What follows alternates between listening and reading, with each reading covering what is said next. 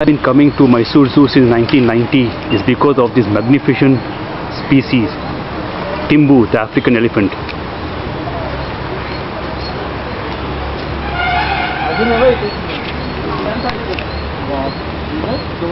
Mysore Zoo is the only successful zoo to have mated African elephants successfully.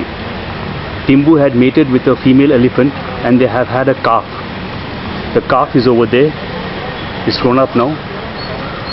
Once when he was in Mast, Timbu pushed his mate inside the moat. She suffered a fracture and later on died due to some paralysis. He's a magnificent species from Africa. This bangle that you see, this belongs to Timbu's ancestors. This is an African elephant hair bangle. Here is a narrator. I have to at least show my face. I have been coming here since 1990 just because of this particular specimen.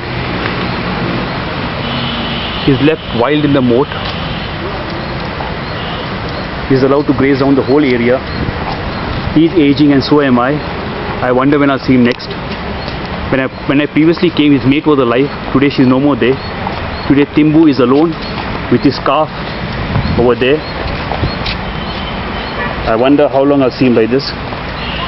Just magnificent, just magnificent. Just something which you can never forget. At least I can't forget throughout my living life. Today is the 2nd of November 2009. It's the last trip that I'll be making to Mysore Zoo from my official residence in Bangalore Lord Cottage.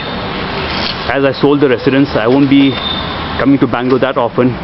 And who knows when will be the next time that I'll be visiting Timbu at this zoo or the Mysore Racecourse, which is just next by. I've also given up horse racing. I just go for the derbies and the big races now. No more going for small things. As I realize the futility of gambling daily and losing money to the bookies, better to come and see Timbu over here.